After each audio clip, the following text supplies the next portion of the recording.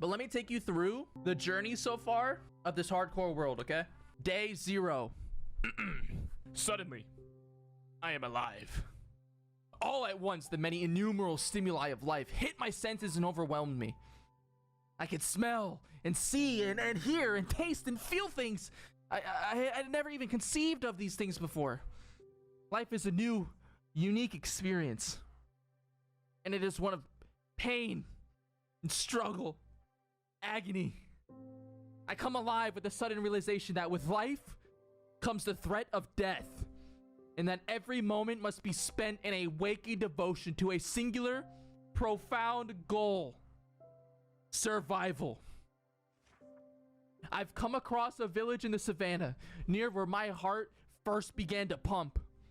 I understood the gravity and difficulty presented to me by the predicament of life and the struggle of survival. I will do what I must.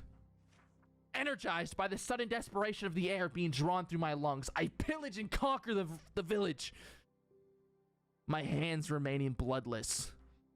They had some sort of construct, built or developed with the strength of steel and a frame of iron, meaning combat was hopeless. I am relieved to not have had to draw blood, to take the miserable life of another. The struggle wouldn't be worth the energy, even as bountiful as my prizes are. So loaded up on the life's work of the village, I made a mad dash for the jungle.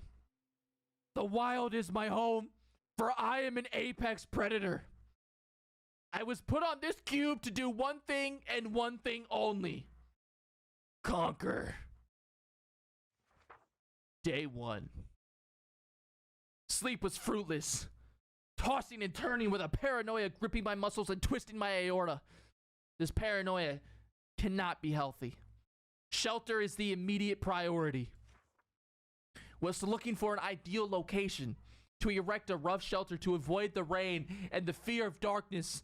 I had stumbled upon a patch of jungle green melons, wild and free like myself.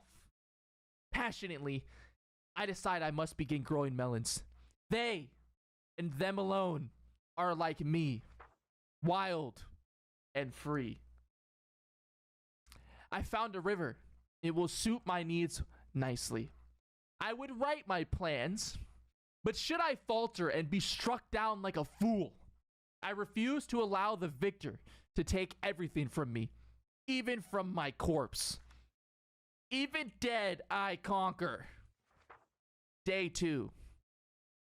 The shelter is taking a lot of work, but it will be worth it in the end. This way, there won't be any prying eyes.